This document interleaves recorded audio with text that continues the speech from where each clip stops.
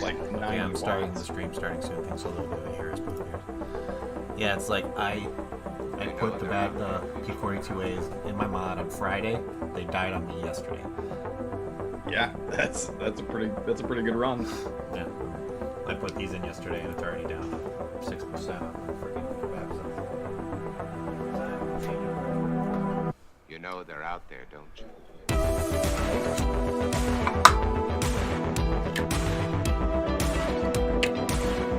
It's just Sorry, everybody.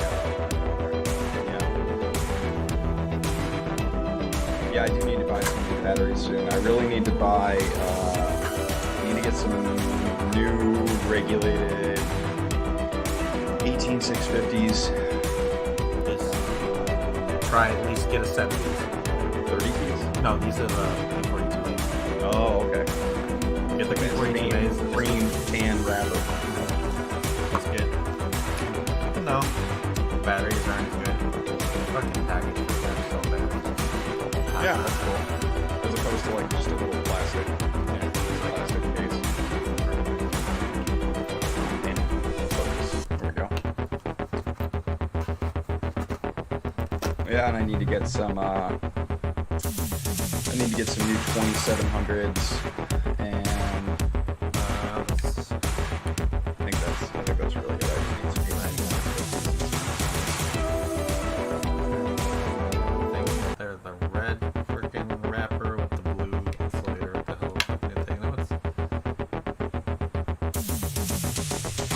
not Samsung, but it's.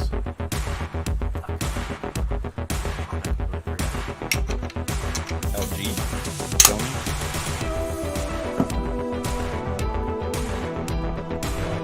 Battery shopping is just the most fun part of vaping. I don't mind it, to be honest. 'Cause I have like, especially when Luke does like something on it. Oh, you the Sanyo, yeah. Oh, Sanyos, yeah. Yep. I guess I don't mind battery shopping, but I'm always like, I don't know.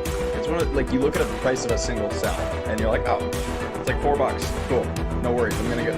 And then all of a sudden, you're going to cash out, and you're like $64 deep into batteries, and you're like, God damn it, you know? And it's like the moment Mooch comes out with like a new battery that's like gonna be like one of the stellar ones. I'm like, well, okay, we'll try this to see how it stacks up. I mean, that's, dude, if people are getting as excited about batteries as they are about new RDAs and things, Hey, that's pretty cool. yeah, dope. For me, it's like, I know what batteries I like for what, and it's just a matter of like, I gotta go drop a bunch of money on new batteries, you know? Like, it's never, I don't know, it's never really like an exciting task for me or anything. Like, I would much rather be shopping for a new mod right now, but here I am. Get some 30 Ts, you know?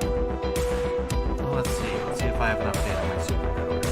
It's probably still saying lost. Yeah. Your super good might show up kind of like my comment. I just love how it says, oh, it's so an updated 25 minutes ago, still saying we've incorrectly sorted the package. What do you mean incorrectly sorted? I want definitive answers. You sent it to the wrong country and you're just at the film. Yeah, that's just their, like, you know, their I don't nice even way of think saying it's we left dropped the in ball.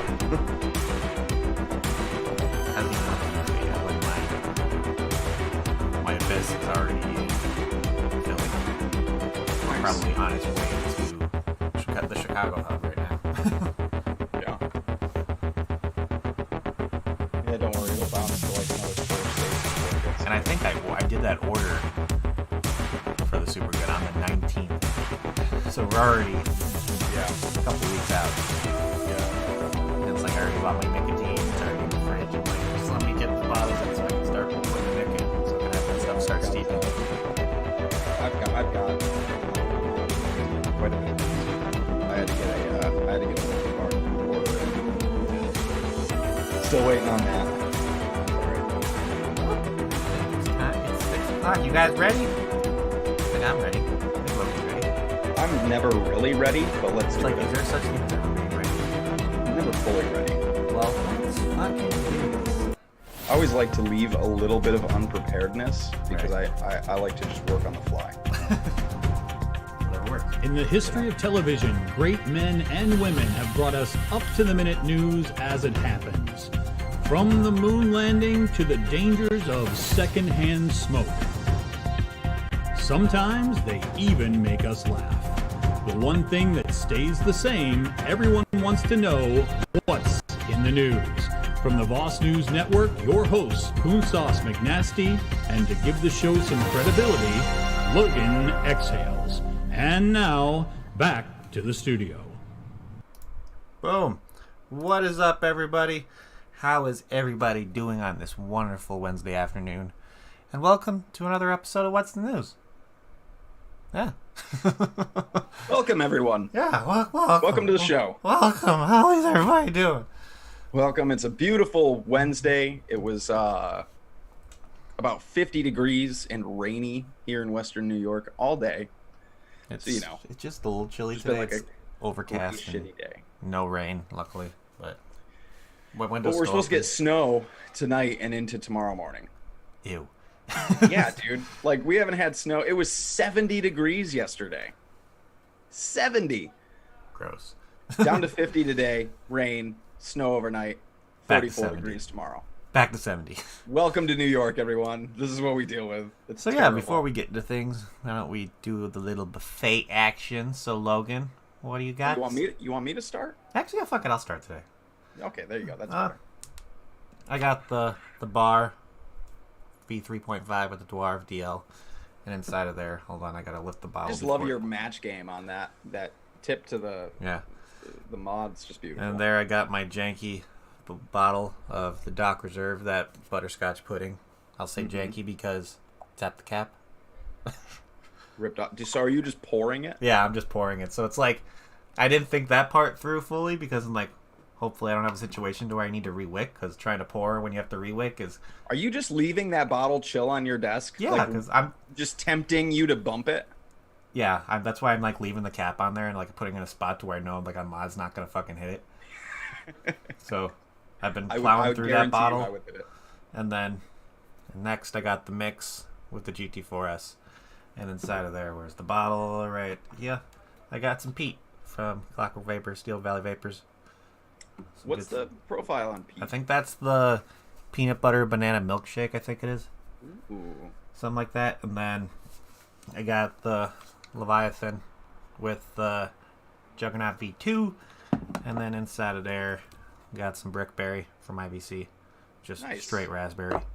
And then my new I got in today, my puts paper waste to shame because it's heavier than I think any mod I own. But it's legit. I got my Silvercraft Creations Hydra in today. It's a Look beautiful. at that, mod. just matte black craziness with the Yeah. Nightmare 25 on top with the...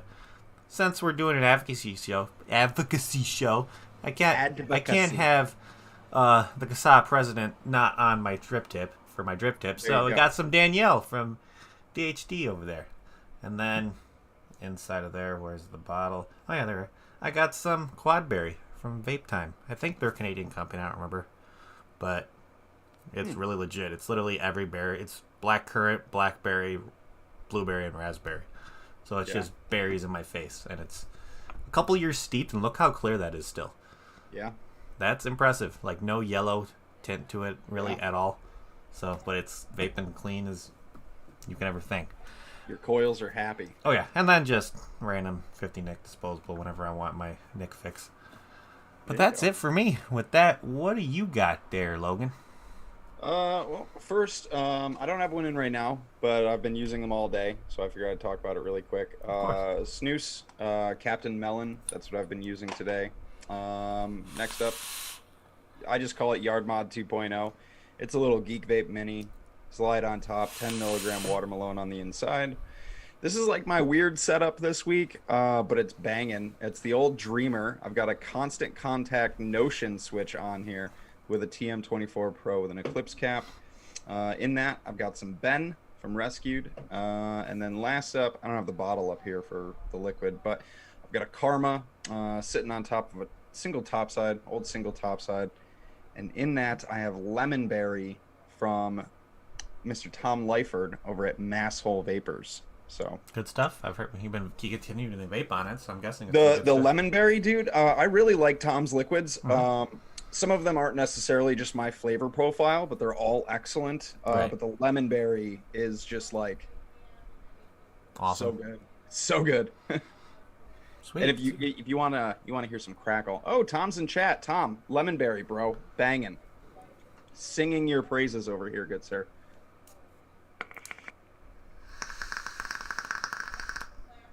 That's on a Saddle Horse Blues Alien, by the way. Just crackle flavors. I need for more days. Saddle Horse Just Blues amazing. coils. I think I need to Oh my stock up God, with dude. Shane soon. So what I like to do, because Shane bends, he bends the leg. Mm-hmm. He builds really specifically for like dual coil, like straight in, Like center style block clamp. kind of stuff.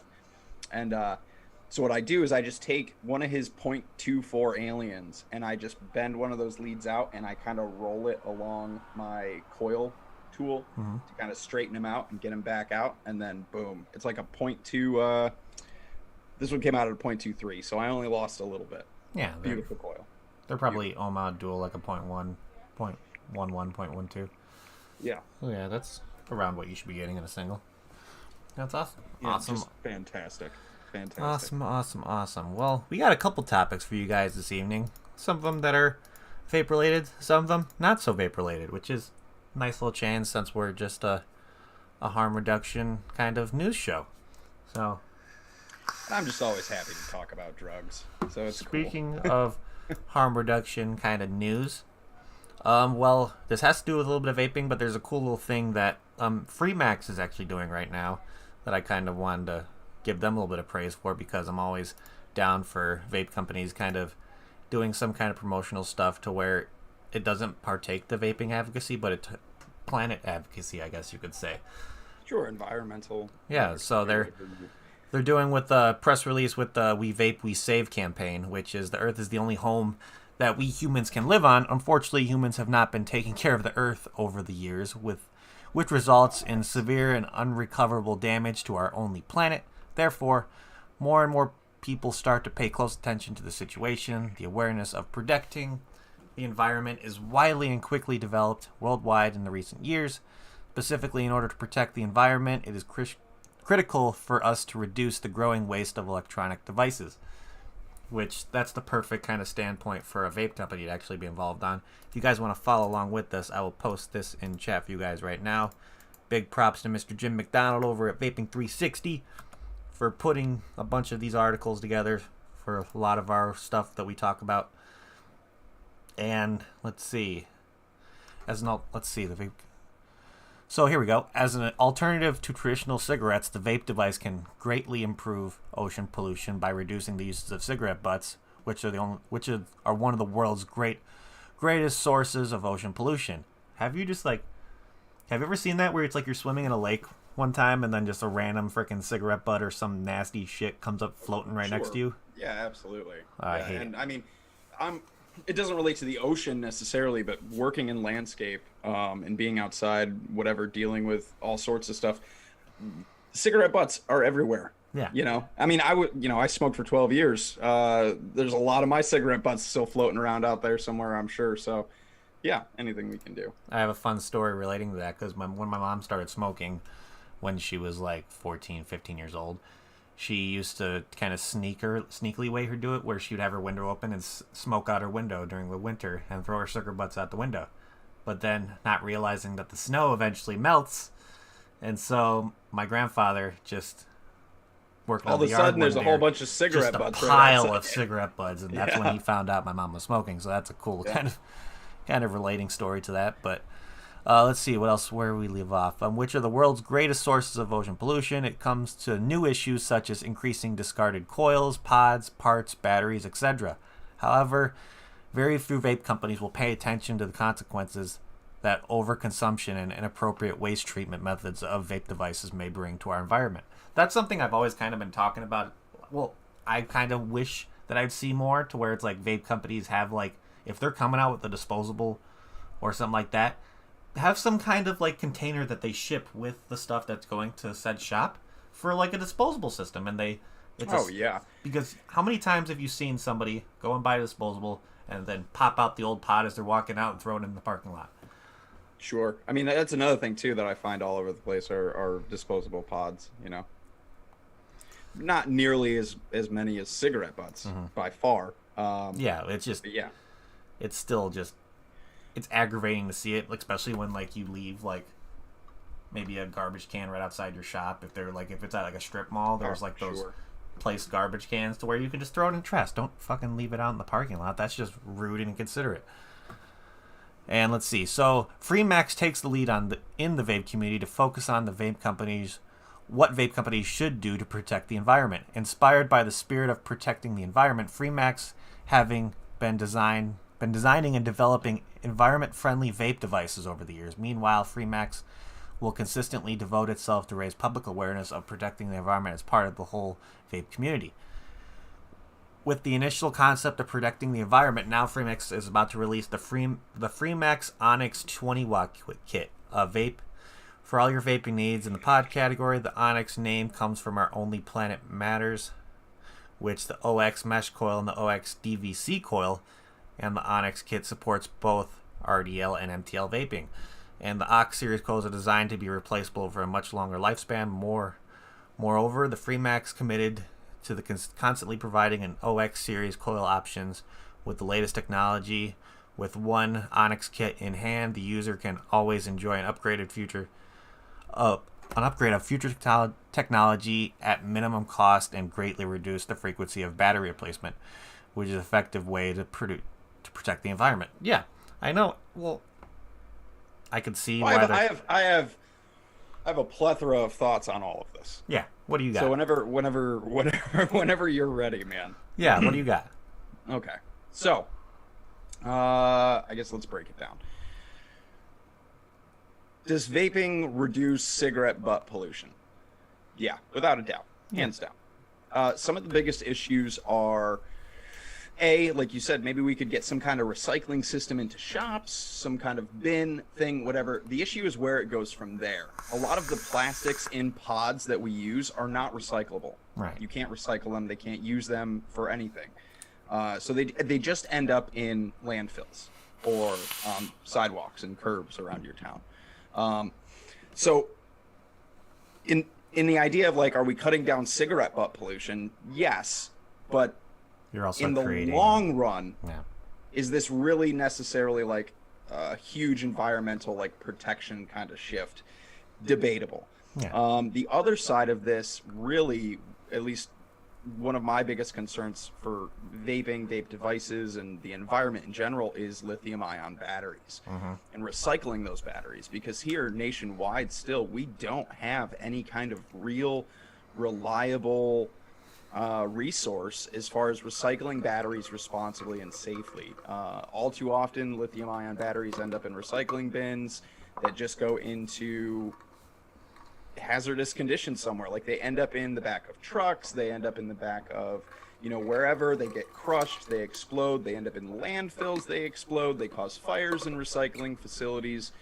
There's a lot of issues with lithium-ion batteries and that kind of recycling management. We just don't have like a real long-term plan for lithium-ion batteries in general. Right. So that's a big problem. And like one of my issues with disposables is the word disposable itself. I know this isn't related to Freemax, but it's still vape related and recycling related and things like that. A lot of people just throw disposables out because it's called a disposable and people just assume, oh, I throw it in the trash when I'm done. But again, that goes in a garbage bag somewhere. It's got a lithium ion in it. It's got a lithium cell. And when that's crushed in the back of a garbage truck, you know how many garbage trucks there are fires in all the time? Not just necessarily because of vape devices, but because of lithium-ion batteries in general and people just discarding them wherever. And is it necessarily to the fault of the consumer? I think to some degree, but also our lack of an actual system for properly disposing these things Right. is also to blame. Like when people don't have the option to do it correctly, they're only left with incorrect ways to go about it. So while I think this is great, and kudos to Freemax for promoting a new product that's supposed to cut down on needing new batteries, cut down on needing new coils more regularly, I think that's a good short-term goal. Yeah. And I think that's a really cool, great thing to do. But I think there are bigger long-term goals that the vape industry in general also really needs to be looking at. Oh yeah, for sure. And it's like going back to the battery situation where it's like, I know how to properly dispose of my battery. Me and my dad have like a plastic jug that whenever we have a AA or AAA that, like, for a TV remote set per se dies, we start filling up that jug, and then we take it to like a Batteries Plus or a Best Buy where they have proper a lot of places disposable systems for that. A lot of companies do, but the issue is, again, there's no real nationwide system for this. You know, if you live in rural areas where you don't have Best Buys or things like this to take them to, and Home Depot does some lithium-ion batteries and sells lithium polymer batteries. Well, you got to think of with power drills. Power drills, they have a little disposable thing up at the front. I'm sure like Lowe's and maybe other hardware stores do too. But there's issues with that, whether or not you can necessarily just discard cells into them. I've done it. I'm going to be honest with you. Early on, with vaping, I was like, oh, this is where I recycle and turn in my lithium ion cells. But you probably shouldn't put empty, just cells. I mean, I wrapped all mine. Yeah, like when I do that, I put like electric tape on the positive and negative side of things. Yeah. So while that's great, there's also massive problems in our recycling system in general in this country. Right. But I think the long-term goal that not only the vape industry, but just the electronics industry, the tech industry in general, really needs to get behind is how to properly dispose of these products safely, and how we can put that onto a national scale. Like, what can we do across the board, right? For everyone. Well, because you can have small. And I think personally, if we could find a way to properly restore these batteries, I think there's a huge market for some kind of company that's going to ship you, I don't know, some kind of packaging, and you send it back to them with your batteries or whatever that may be, and then they can properly dispose of it from there. I'll give an example for when I used to work in the electrical industry. So, fluorescent light bulbs. Oh, sure. So, we have a bunch of times where it's like you order some T8 lamps, the ones that are the 4-foot lamps that you see in grocery stores all over the place. Well, there's a company that we work with to where we buy the boxes from them, we sell the boxes, and then the moment we gave them to a customer, they fill out the box, and then there was a process when it comes to getting that stuff, sending it over back to that company who supplied the boxes for them to properly recycle it. That would be something great to see throughout the country with lithium-ion batteries, I think. I mean, the jobs that it can create to do it, if you have like places in at least each state, and there's probably has to be machinery have to be used, creating jobs, all that kind of thing. So it would benefit a lot of people for that kind of thing to be out there. And I think too, to be honest with you, knowing how quickly we've moved, in the past, even just 20 years, in the science of batteries, battery technology in general, it wouldn't surprise me if 15 years from now we finally figure out how to do all of this and properly recycle these products. And by that point, we've already replaced them with whatever the next new battery is, and maybe that has a whole new set of challenges on its own. So, I think it's something that the industry and industries in general need to try to figure out, come together on something. I mean, it is quite a big problem. Yeah. And I thought it was a cool little topic to talk about because it can open the door to like a bigger picture kind of thing that steps outside of vaping, to where finding a proper we just did. I mean, we just talked about method of it. The entire tech industry, really. So if you guys want to look at that, kind of see what Freemax is doing, I'm posting the link again in chat for you guys to take a read at. But moving on to something going back into the vaping thing, we now have a new Hhs Secretary. I don't know if you guys have seen it, but we have Mr. Xavier Becerra, who has taken over the role, which I think when we talked about it maybe like a month or two ago, looking at kind of who would be taking up these roles, he was on our conversation. He was. Yep. So, start going through this. I'll put this link in chat for you guys as well. Becerra in the house. From, of course, Mr. Jim McDonald doing his fantastic work over there at Vaping 360. Big props to you, Jim. If you're ever tuning in, thank you for everything you do. You are an amazing human being and doing a great service for the community. So, Get off my lawn, Jim. Sorry, wait, it's an inside joke. wait, he mows your lawn? No. I'm about to say, if he mows your lawn, I'll Jim's frickin'... really old, okay? He's real old. He's super, like, ancient. Jim is ancient. And so he's he always comes like, "Get before off my cigarettes. lawn." He's Yeah. been around before cigarettes were a thing. Sorry, it's an inside thing, the get off my lawn thing with Jim. Sorry.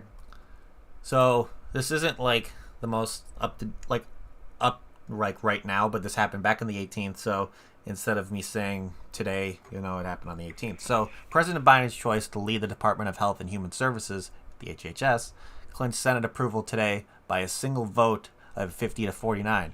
Becerra, the current state attorney general of California, received just one Republican vote and no Democrat votes against him. As Hhs Secretary, Becerra will oversee agencies whose actions impact vaping with the FDA, Food and Drug Administration, CDC, Centers of Disease Control and Prevention, and the National Institute of Health, the NIH. Also under Becerra's purview in the massive Centers for Medicare and Medical Services, which manages most of the country's public health care programs, and the HHS has a $1 trillion annual budget, the largest of any cabinet department. Whoa. $1 trillion. So, as reported in December, Becerra has something of an odd choice for the HHS secretary. Before his stint as California's Attorney General, Becerra was a 12-term member of the House with no background in or expertise in healthcare policy and a history of tough partisan policies. The Biden transition team was aware in advance that Senate approval for Becerra would be a challenge. In fact, he wouldn't have been confirmed if Republicans had won one of the two January runoff elections in Georgia and maintained their majority. During this time, as California's Attorney General, Becerra was generally antagonistic to vaping, although not more than most Democratic politicians from that state. He supported a federal flavor ban and said he would support an outright ban of online sales last year. He filed a brief support of the California Assembly's flavored tobacco products ban, including vapes, when that law was challenged by the tobacco company's attorney generals were so there we go with that. And then in 2019, What was that? Could you repeat that? Blah, blah, blah, blah. Let's see. In 2019, Becerra filed a lawsuit charging Juul Labs marketing and sold its products to minors, something several other states and also have done. So we can kind of see that he might not be on the side of vaping. Obviously, he's coming from being the Attorney General of California, which is, to me, is one of the most against vaping states you can possibly think of. Sure. Yeah. And I want to say, this is just going to be an interesting kind of term for him to see what he does. Honestly, so I think, as shitty as this is to say, and I hope nobody takes it the wrong way, I think as far as we're concerned with Becerra and vaping, I think COVID is doing us a favor here. Right. And I'm hesitant to say that because of what that means. But he's got a lot of work to do, and he's got a lot of things he has to pay attention to right now. I mean, we're still very well in a pandemic. Right. Hopefully, Becerra steps back and lets the FDA do their work, and we continue down the path of dealing with the FDA, and he just doesn't intervene. Mm-hmm. That's my hope, is that he just goes, I have so many other things to worry about right now. Mm-hmm. This is your job to do, FDA. Just do your job. Yeah, it's like, and we'll go from there. We're hoping that he's kind of distracted with making sure vaccines are being that's brought out. That's what I mean. Like, he has a lot of things to deal with. Like, the Secretary of Health and Human Services oversees FDA, CDC, multiple huge public health institutions in this country. Like, he's got a lot of things to deal with, and when it comes to vaping, I just hope Becerra says, FDA, what you're doing right now is what you're supposed to be doing and just do that. Just you imagine- do that and let me know how it goes? Can you imagine That's his what I'm first hoping day for. on the job of just like his secretary coming and just dropping a giant stack of, be like, here's your work for the day, and it's like this high. Oh yeah, dude. It's not even all paperwork anymore. Yeah. They just hand him his, his His tablet iPad. or whatever, his laptop, And like you saying before, we're hoping that this it's kind of sounds bad to say it, where we're hoping he's distracted with all this COVID stuff going on, because all the yeah. I mean, I'm not stuff that trying to say that in a way of like, oh, thank goodness for COVID, because No. it's terrible, Yeah. right? But given our situation in vaping and in tobacco harm reduction, I think with everything going on, it possibly may lend us, like it may fall in our favor right now that yes, he's very opposed to vaping. But hopefully he just says, I have too much stuff going on. FDA, do your thing. it looks like, I'm looking at here, he was also a backer of when Commissioner Gottlieb wanted to reduce the nicotine in cigarettes. He backed that as well. So like we're trying to say here is we're hoping that he sticks to all the other problems going on that he needs to focus on, where the FDA has already come out and put out kind of things that a process of like the PMTAs and all that stuff. Let that be the process. He doesn't need to go and change anything or kind of just. And I mean, recently, there's been a lot of like campaign for tobacco-free kids, and a number of other anti-nicotine, anti-tobacco organizations are pushing back to the FDA to saying like, you don't do the PMTA process now. Like, we don't want you to do this. Just ban flavors. Don't even go through, like, bypass this process that we all fought so hard for you to have the, the ability to do. Now we don't want you to do it. Hopefully Becerra just says, no, this is the FDA's job. This is what we, went through Congress to give them the power to do and told them they needed to do. And we pushed this process forward for them to do. Let's allow them to do it, So I guess we're kind of good to see what happens with this. As with most things in vaping, Yeah. it's It's just now it's we're just a gonna wait waiting and game to find see what out, happens. Yeah. Let you know what's happened. Could he and be now we any just worse have than to. Alex Azar? Well, I don't know how you can get much worse, but possibly. Guy never shut his damn mouth. Mm. He's like, just stop talking, Jesus. Still waiting on that streamlined PMTA process. Right? That never happened. Somebody needs to like write that down and tape it to Becerra's desk. Be like, Azar said this. See if you follow through.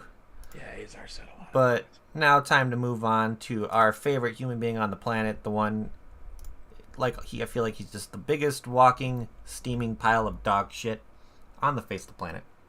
Mr. Oh, yeah. We'll talk about our good friend Mr. Mike Bloomberg again, because me and Logan were talking about this one yesterday, and it's a fantastic read. And with this one, it's going to be a little bit difficult. You're not going to be able to read the full article. You have to sign up on there to be able to read the entire thing. It takes like 30 seconds. But I'm going to post it in chat. For people, if you want kind of a shortcut to that, it's not necessarily a shortcut, but last week's blog post on CASA has a whole slew of quotes from this article and the link to it as well. Corey's got it in chat, or he's going to have it in chat. But yeah, excellent read. It's free. It's from the Chronicle of Philanthropy. It's by Mark Gunther. I would highly recommend everybody read it, and then afterwards cancel your subscription, your sign up, unsubscribe, whatever you want to do. And then again, if you don't want to go through all that and you want to hear some of the fantastic things that Mark said, you can do that over on the CASA blog.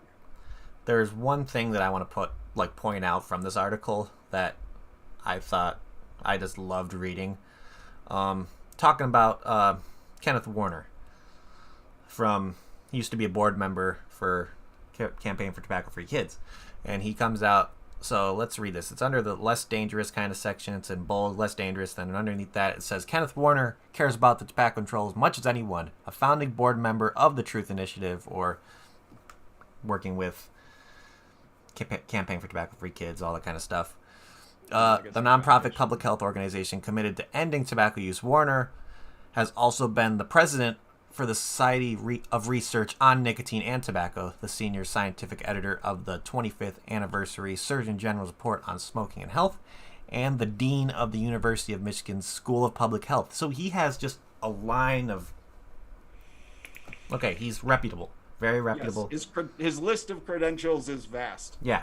So, years ago, Warner and a colleague, David Mendez, built a computer model that tracks the U.S. adult population's smoking status and smoking-related deaths. When they ran data about vaping through the model, they found that under all but very worst-case assumptions, the benefits of e-cigarettes can help smokers quit, exceed their cost in terms of lives saved. Warner says that the campaigns against e-cigarettes are a mistake. This is a board member that used to be, I don't know if he's still a board member on the Truth Initiative or not. I don't believe but so. he's not a part of those OG. things anymore. But he's coming out and saying that This is a mistake. this is wrong. And like a quote from him right here is, Michael Bloomberg has done great things for public health, he says, but he is way off base on this. Other respected elders of the tobacco control movement share that view. The critics' argument goes like this: while e-cigarettes and combustible tobacco both contain nicotine, an addictive chemical stimulant derived from tobacco, e-cigarettes are much less dangerous than smoking. Vaping appeals to smokers who want to quit but need a nicotine fix. Like kids, adult vapors prefer flavors. So while no one wants teenagers to vape, removing flavored e-cigarettes from the market deprives adult smokers of a popular, safer alternative. Yeah. Fantastic paragraph right there, showing that somebody who has credentials up the wazoo used to be on the board member for the Truth Initiative, one of the country's biggest kind of tobacco control nonprofit agencies, profited by Mr. Michael Bloomberg, and come out saying that Bloomberg's whole stance on this vaping thing is just wrong, and that it's Me a and great Alex thing to talked see. about this a little while ago. I mean, a great phrase for this is philanthropic colonialism. And essentially, I'll let you be the one to say that because I can never say it. philanthropic colonialism. So essentially what this is we have a rich white American billionaire who is essentially granting or helping to fund public health organizations around the world, especially in low and middle income countries. And while that sounds great because these countries are struggling with healthcare and a lot of needs, it sounds great. Here you go. Here's a bunch of money. We're going to help you. But it comes with strings attached. And one of those strings attached is this prohibition of e-cigarettes and other safer nicotine alternatives. And it's shitty because, there's a lot of these countries that can really, really use that money for their citizens, for people. But at the same time, it comes at the cost of, again, marginalizing, stigmatizing people who use nicotine and cutting them out of the picture and or criminalizing them. So it comes at a hefty price. And it's a double-sided coin because, again, that money is very tempting and can be used for a lot of really good things, a lot of great things. This is not one of them. So here's another paragraph here that kind of ties into the whole poor aspect of things, where like the poorer communities and all that kind of stuff, the less financial stable. Lower and middle. Yeah, so there was a little stop part here that says, that was put for Mr. Stephen Strouder, who was president of the Robert Wood Johnson Foundation from 1990 to 2002, led the philanthropy's $700 million tobacco control campaign, says much of the energy and money aimed at opposing e-cigarettes has come at the expense of curbing the use of smoked tobacco, which remains the leading cause of preventable death in the United States. The CDC estimates that cigarette smoking is responsible for more than 480,000 deaths a year in the United States. Still, that's a terrible number. Still the highest leading cause of death in this country. Sure. Here's a fun fact, though, for everybody out there. That's a huge number. 480,000 people a year. That's a CDC estimate, so take it with a grain of salt. The global estimation is about 8 million people a year. And 80% of the world's smokers, people who smoke, are in low and middle income countries. So while it is a massive problem here, it's good to put it into a global perspective as well. Because that is where that is where Bloomberg, if you think Bloomberg has a lot of influence here, again, when we talk about those struggling low income countries, that influence is even greater. Mm-hmm. And it's like Schroeder even put right here, it's discouraging that smokers have fallen off the radar, meaning like all these campaigns for all that stuff, they're taking all the money for these campaigns and just aiming them at vaping. They're not even, they got to the point to where they don't even care about the smoker anymore. It's these so-called like people that care about the person still smoking the cigarettes obviously don't give a shit, because they're taking away the most effective alternative to smoking combustible cigarettes out there on the market right now. Mm-hmm. And it's just everything that what they're doing is so ass backwards to me, where it's like you say you're so for against tobacco and all that stuff, but then you're trying there's an alternative out there that is trying to get people off. It's working. It's effectively working. You can see it within the youth tobacco survey and all the kinds of like smoking numbers are decreasing every single year. Historic lows. Because vaping is on the market, and these people running these, like with the American Lung Foundation, Campaign for Tobacco Free Kids, the Truth Initiative, attacking vaping because obviously it's not going to lose them money at the end of the day. And it's the saddest thing I've ever, because all this stuff kind of backs around to, it's taken away the aspect of just trying to, for tobacco health control and all that stuff, and then it's all turned in for money. That's all it is. It's sad. Sure. I mean, you have to remember too, America is built on a for-profit healthcare system. Right. So money runs our health system. Yeah, it absolutely does. Private money, mostly.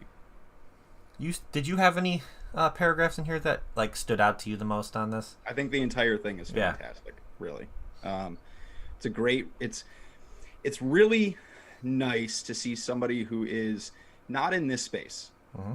You know, not in the tobacco harm reduction space, not in the harm reduction space in general. You're talking about a libertarian who's been writing pieces and involved in the world of philanthropy for a long time, and not maybe necessarily a philanthropist himself, but he's written quite extensively in the Chronicle and things like that. So it's nice to see somebody on the outside very accurately talk about what's happening right now in this space. Right. Because a lot of people, even though there's a lot of people on the outside who occasionally you get articles, you see things from people who get real close. You know, you're like, you're doing really good. You're on your way. You got a few things wrong there, but this is good. You're doing good. Mark really, he nails so much of this, and he understands it. He took the time. There was an interview with him about this. I can't remember where it was. I saw it on Twitter maybe, where he talked about this briefly. He said this was like a 3-month project for him, this article. So in those 3 months, he really did his research. He really did his homework. You know, and I definitely would say there's some libertarian aspect to Mark. Right. There's a lot, you know, he talks about self-responsibility, individual responsibility, and things like that in there as well. But for the most part, this article is just fantastic. I highly encourage everybody sign up for it real quick. Read through the full thing. It was great. And, you know, again, it doesn't cost anything, but No, you're probably going to get a bunch of emails from the Chronicle. So unsubscribe. And then again, if you just want a bunch of really great quotes from it, Kassa's got it on the blog. Yeah, it's a phenomenal read. I give props to Logan for bringing this one to my attention, because it's awesome. And like we talk about all the time, kind of enjoying to see articles from the outside looking in, from people that there's no stake in vaping, no stake in tobacco control. Just somebody who cared enough to do their homework, you know, and it's one of my favorite things to read about when it comes to vaping, and kind of like on the advocacy, harm reduction kind of side of things, because it just shows that people from the outside are noticing this stuff as well. Like when they're creating this puzzle of an article and putting the pieces together, realizing that the pieces, a lot of stuff doesn't add up. It's not going together. What the hell's going on here? They're trying to get to the bottom of it and make this information known to the people so they can see what the hell is actually going on. I think the only thing that bothers me about all of this, and it's not necessarily a knock at Mark Gunther. Again, fantastic article, well done, loads of research, kudos to Mark, is that it is in the Chronicle of Philanthropy. Now, how many people do you think read the Chronicle of Philanthropy? I would have not as many people who read USA Today or or the Washington Post or New York Times or something like that. Like, smaller demographic of people who are actually going to read this, right, is one. So we, as advocates or whatever, have a responsibility, I think, to share it as much as we possibly can. But I guess the other side of that is maybe this won't reach the public in a grand scale, but it has a lot of potential to reach people with a lot of money. right. So I guess there's kind of two sides to that coin, and it being in this publication is it's going to reach people who have a lot of money.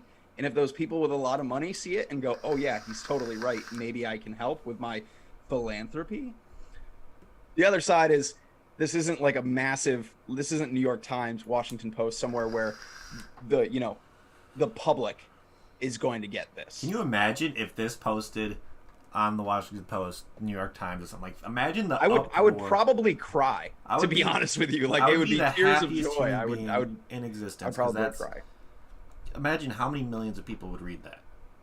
A lot of people would read that. So It's insane. I guess that's one of my only takeaways is like, and that's kind of, it's a double-sided thing there. So hopefully people with money read it and they go, yeah, cool. Maybe we, with my philanthropy interests, can have some sway here or something. Yeah. I don't know. There's a chance, I guess, but that's it. I think that's the only downside to this entire thing is that it's, again, in the Chronicle of Philanthropy. Yeah, and to me, the other one that would probably be another downside for me would be just having the whole sign-up thing to read the article.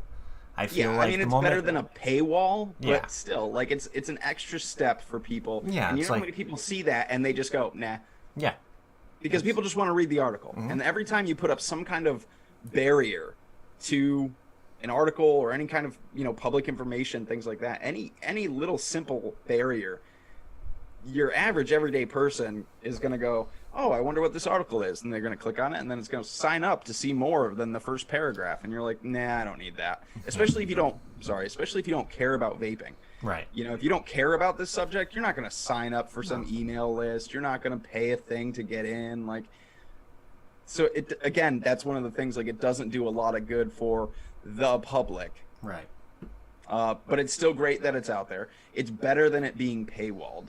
And I think it's our responsibility to share it as much as we can. This is definitely something that I'm going to share around to kind of get the word out there a little more. I know it's going to be kind of a pain in the ass to try to convince them. Just sign up, just unsubscribe after you're done. But this is a really good read. Just please try. It's like just please just trust me on this. Read this. Just read it, yeah. And it's like, I don't know.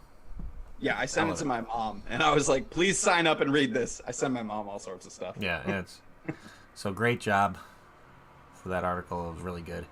But moving on to something that's happening, that is a new thing that just happened in your neck of the woods, that is our main kind of topic of conversation tonight, because it's that new thing that is happening. Well, it's not new, but I was going to say, the plant is not new to this state, No. I can tell you that much, but its legal status now is. so New York is now another state that Actually, has now... I guess not.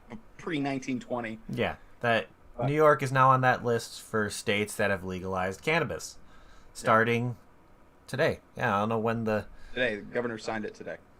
So is it everything's in law to where you can now... Yeah, yeah. I mean, he signed it. Yeah. So it's law. It's legal. There's still going to be a long while before we see dispensaries. Yeah, because then they things have like to go this. through the process of having There's a licenses whole and all. process. I mean, we could be in New York. We could be looking at a year or more before we see any dispensaries open their doors and anybody able to walk in and buy cannabis. Right. But it does. This bill does a lot of things. Yeah, we're gonna list off some. Of, Yeah, run right through them, man. We'll talk about them. Beginning and before we get into that, it's like, what was I gonna say? Crap, what was it? Oh, going into like dispensaries opening, like going for my state when they went rec legal, to where January 1st of 2020 was the first official legal date. And then I know some were already ready to be open, I guess, behind the scenes. They were getting some that were, if they were out there, dispensaries for medical were already open, so it's like they already had the licensing and all that happen. But for, like, new specific dispensaries to open, I was hearing that it took them till at least July to get their licensing. So, it's going to take time for this stuff to kind of like roll out, to having like fully rec dispensaries and all that stuff. But when it comes to having those medical dispensaries already out there, you're going to see a bunch of those starting to switch over to be able to provide recreational sales as well. Because that's what the one my mom did when she got her medical card. The place she went to was strictly medical, and then eventually down the road it went to recreation as well. Of course, they're still going to give the medical side of things more attention, because those people have technically the rights to the product before anybody just wants to use it for recreational use. Sure, yeah. So but this bill does a lot of things. Yeah, there's a lot of things that we're about to go over on this. That let's just start going down the list. Fantastic. It's just all good. Yeah. It's just all good in my opinion. So first off is home cultivation. Up to 6 plants, 3 mature, will be allowed, or up to 12 per household. Legislators will have 6 months to create rules for private medical grows, and 18 months after the first legal recreational sales begin to regulate recreational growing. So, were you ever a grower back in the? Did you ever grow or no? I tried. It didn't work out well. I mean, I have a bunch of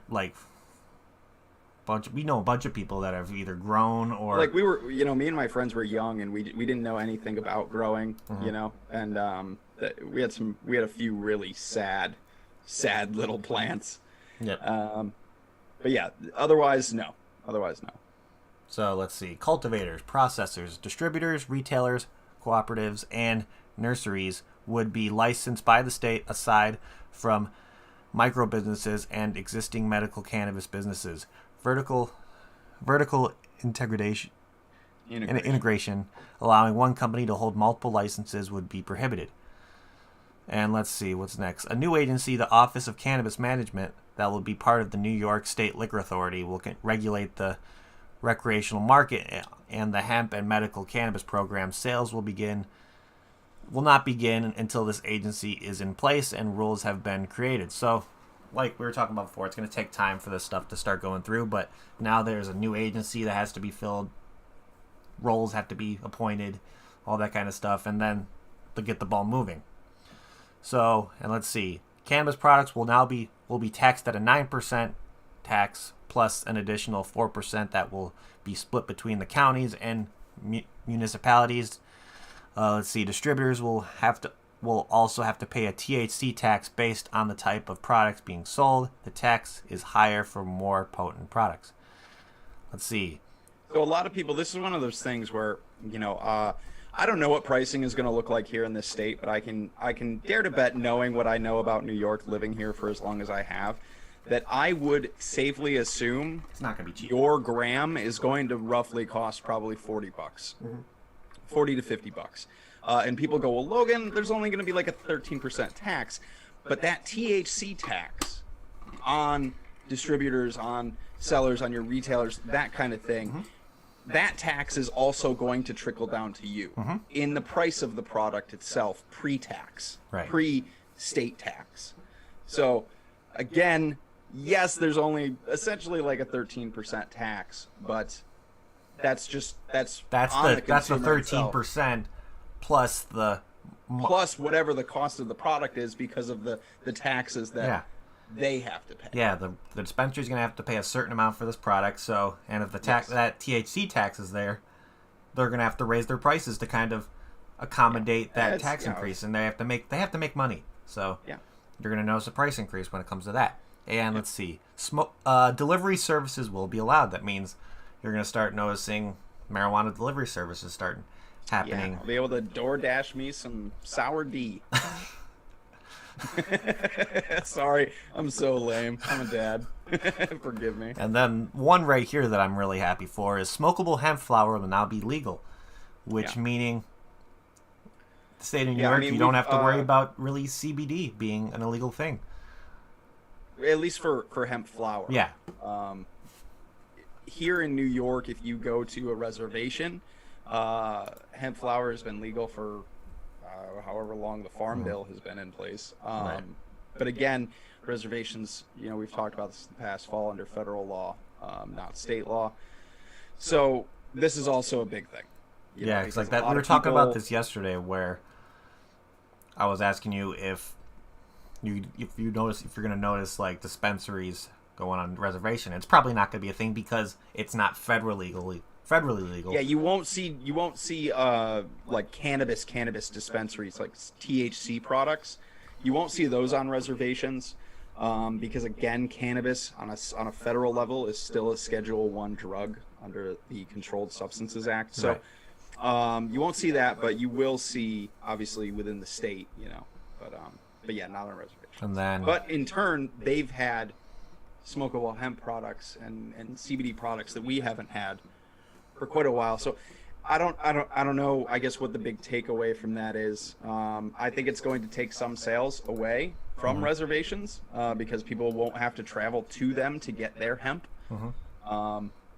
So that's not necessarily a great thing, but this also provides greater access to the people of New York in general. So I think that is a good thing.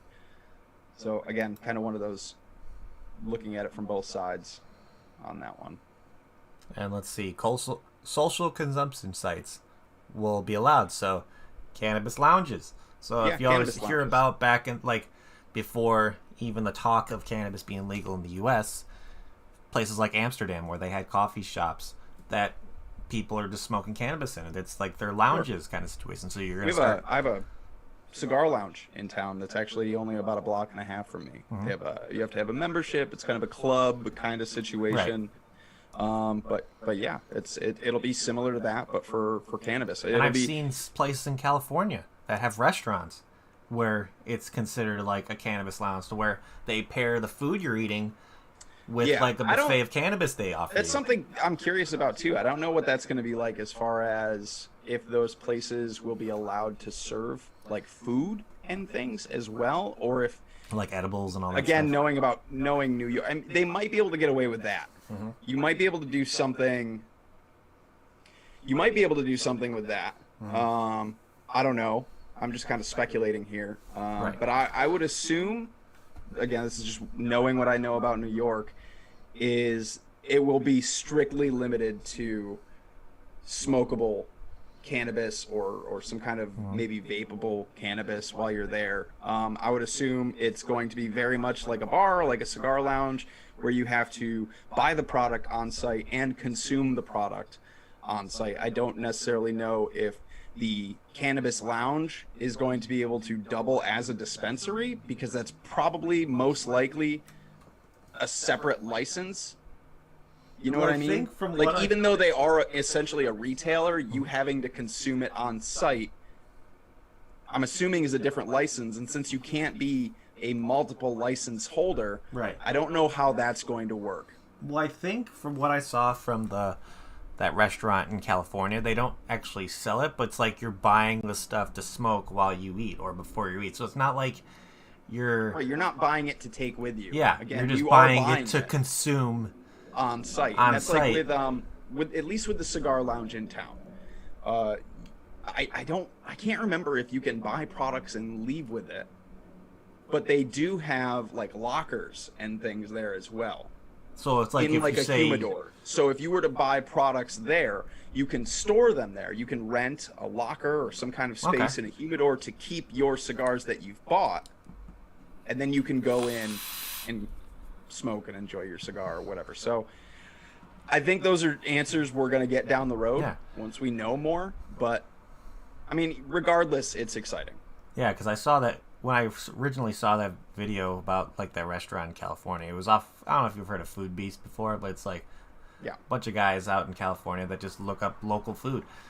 And they went to one of those places where they give you a giant, like, kind of like rolling tray, technically, but it's like kind of like one of those like buffet trays kind of situation with like a gravity bong on there, freaking ashtray with some joints in it, and then there's a menu for food with it. It's pretty insane. I think that would be a really cool experience to kind of partake in, I guess you can say. I too. said a really long time ago, one of the things that I think I would love to open, but I obviously wouldn't be able to, would just be like an adult vice bar, like an adult vice lounge, where you could walk in and you've got a bar, you know, for cocktails, beers, craft beers, things like this. Excellent selection. The other side, you have a coffee shop where you can go and get your, you know, caffeinated beverages.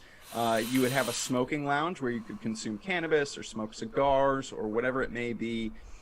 Like, this would just be like, you know, the adult vice haven. I would love to go to that place, man. That's like the place of my dreams. Like, let me just walk in, go grab a coffee to start. I'll sit down, I'll have a nice joint, and then I'll go get a drink from the bar. That just sounds like a fun couple hours at a lounge. Yeah, you know, and I can go and enjoy my coffee, maybe have a beer while I'm there. Maybe by the bar they have a sports game that you want to watch. You can enjoy. Sure. Yeah. I think that's really, really cool. That's we're not gonna have those. Yeah, that would be legit. It's perfect. You know, it's just fantasy, but I think it would be amazing. In a perfect world. That would be badass. Yeah, what a beautiful, safe consumption site it would be. For me, I'd add like a taco/burrito joint in there too. So if you want to get some tacos or some, maybe like a nice little restaurant in there somewhere. Or worst comes to worst, you can like rent a freaking have somebody with a food truck come we'll out. just open up like an adult vice mall or something. You know, I don't know.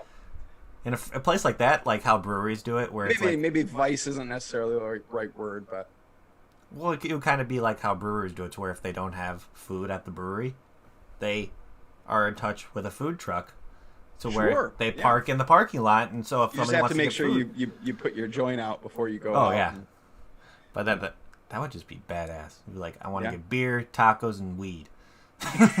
Yes. What else can you? Amazing. Like, am I in heaven right now? What's going on here? So let's see. Going back to what else is on here. So we were at the social consumption sites, and then the current medical program will be amended to expand the list of qualifying conditions and allowing cannabis flower to be vaped or smoked by patients. Current medical businesses will be allowed to participate in recreational market. Like how I was saying earlier, where my mom went to a strictly medical dispensary that is now able to participate with selling recreational as well. So I think that's probably something that's happening in every state it becomes legal in. That's like a blanket amendment to that law. It should be. Yeah, it just makes sense. And it's talking about like expanding the list of conditions, or where it's like there's more open, like when it's like some states had their strict medical consumption cards, where it had to be like maybe 2 or 3 conditions you had. Yeah. Now they're going to be expanding conditions to be able to get a medical card for things like neuropathy, pain, Northern cancer. Lights for my gout. Yeah. I don't have gout.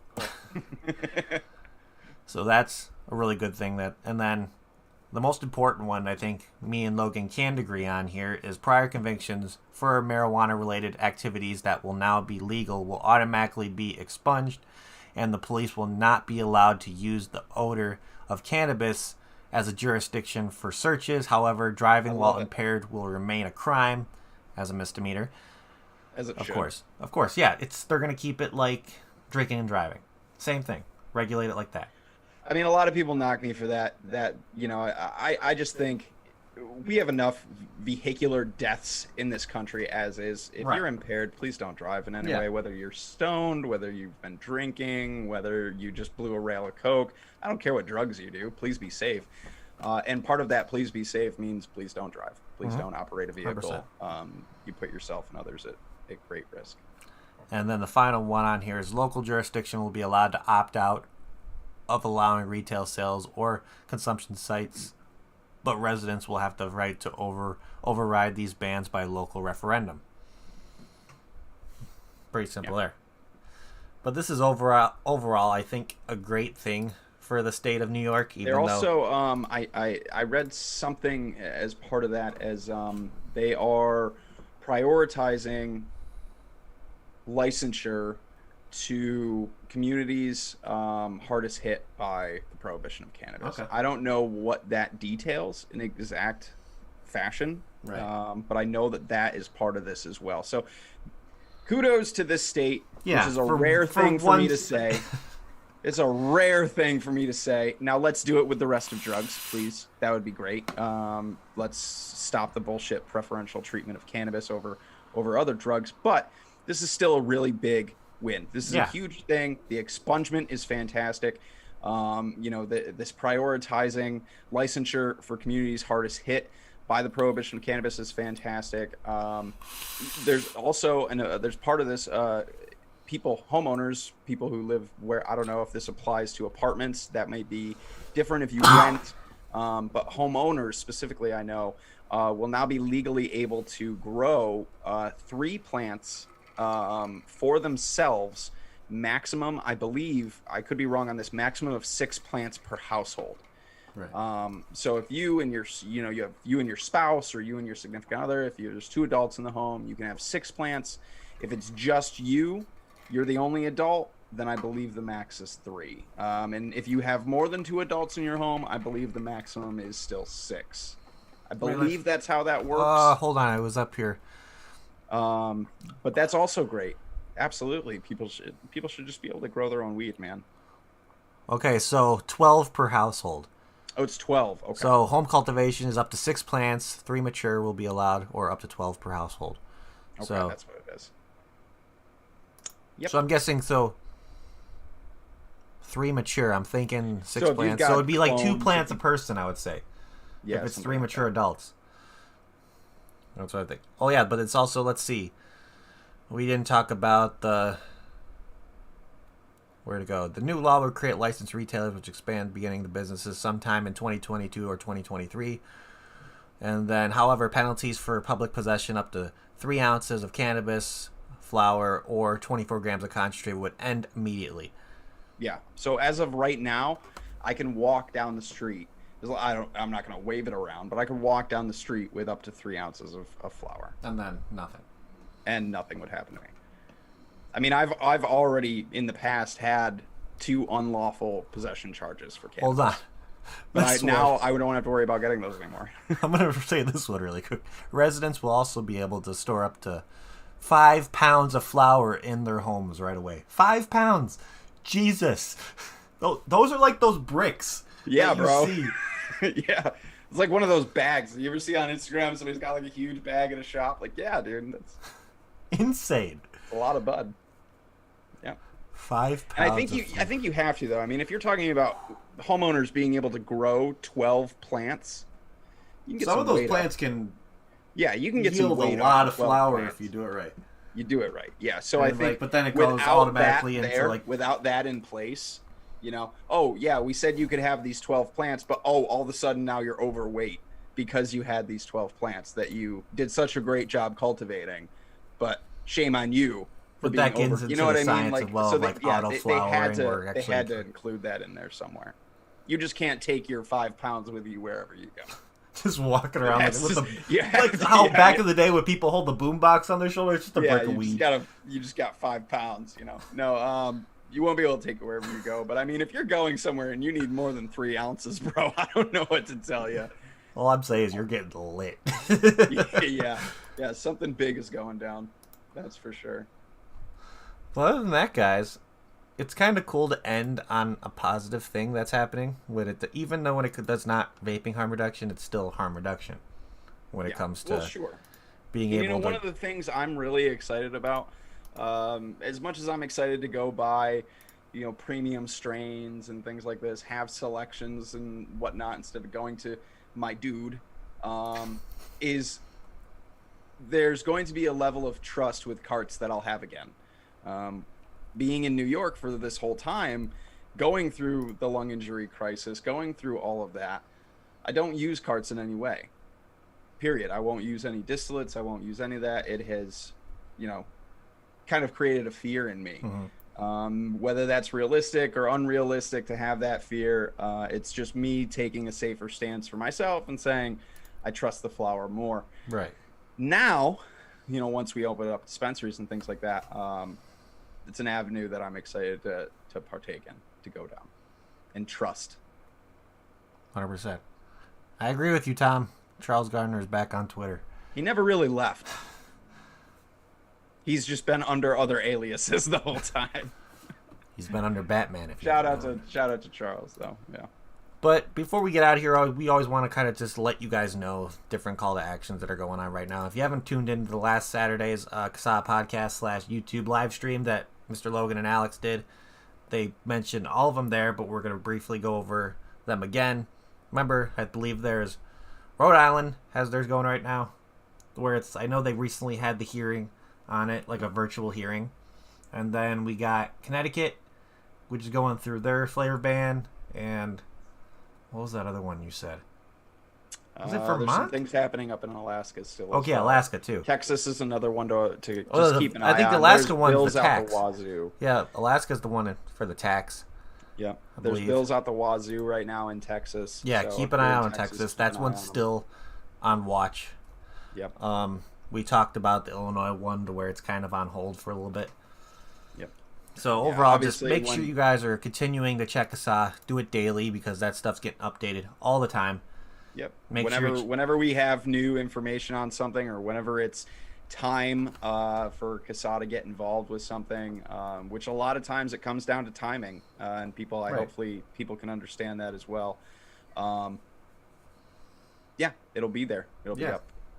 And if you guys want to get like right up to date stuff, make sure you guys are checking out the CASA blog, vlog, whatever you want to call it, that happens every Saturday. What time is it usually? 3:30. For those of us on the East Coast, it's 4:30 p.m. Okay. Yep, it's 4:30 p.m. on Saturdays. It's with me and Alex. I get to be Alex's sidekick. Alex is a wealth of knowledge, and it's just fantastic to He's Batman, you're Robin. Roll through. Yeah, dude, and I'm happy to be his Robin. You know, it's Alex is a hell of a guy. He's a hell of an advocate. He works really hard. I see it firsthand. And it's an honor to be there with him and do the show. So, and then every Monday I take that audio from that podcast and I do my best to make it sound as good as it can, and then I cut it down into the real need to know stuff that people can absorb really quickly to get involved, and that goes out as a podcast on SoundCloud and Google and all over the place. So yeah, definitely check all that out. And that's the only other thing I want to add before we get out of here tonight, Corey, is I just want to thank Cassandra Frederick and everybody over at Drug Policy Alliance, all of the Black advocates, all of the LGBTQA advocates out there that worked so hard here in this state to get us here to legalize in this state. This is a huge thing, not only just for people who use drugs, but this is a huge social justice issue. And again, thank you to all of those tireless advocates, and let's keep doing it with all the other drugs on the list. 100%. Well, guys, I think that is what we have for you guys today. I think we've rambled long enough. I think so. I think we did good. Yeah. You guys think we did all right? You guys want to see us again? Yeah, I think we did pretty good. But other than that, I think that's what we have for you guys today. So thank you everybody for tuning in. We greatly appreciate every single one of you hanging out. Make sure you hit that like button while you're here. It would help me out specifically, but also help show that you want to see more of me and Logan every other Wednesday. But also, smash the like button. If you guys are interested in craft beer, make sure to check out my reviews I do every day. I know the times may be changing every once in a while between 3 and 4, so just make sure you have that notification bell on so you'll know whenever I'm live. Or remember, if you're on Instagram, make sure you go over to keep an eye on Logan's Instagram when it comes to Sundays. I believe it's 8 p.m. Eastern. Yeah, so I do 2 shows on Instagram.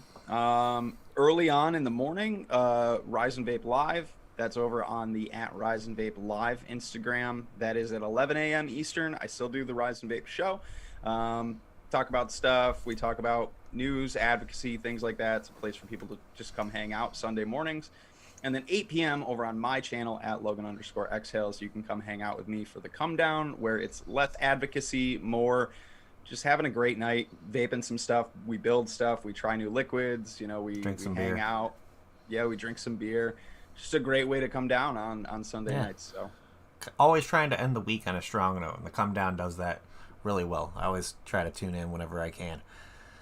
But man. Our weeks are tough, Yeah. It's just nice to hang out with friends and end it on a smooth note. But yeah, absolutely. I think that is it for us this week, ladies and gentlemen. So thank you again for everybody tuning in. We greatly appreciate it. Remember, no show next week, but following week, your average bi-weekly kind of programming of news and advocacy when it comes to nothing, not only tobacco harm reduction, but any kind of format of harm reduction we're going to be talking about on this show. So always be excited for that. It can be anywhere from vaping, opioids, cannabis, you name it. Anything harm reduction, we're going to talk about it. So other than that, guys, I think that is it. So hope you guys have a fantastic rest of your day. Have a fantastic evening. And me and Logan will see you all next show. Stay safe, See stay ya. cloudy. Be excellent to each other, everybody. We'll see you next time.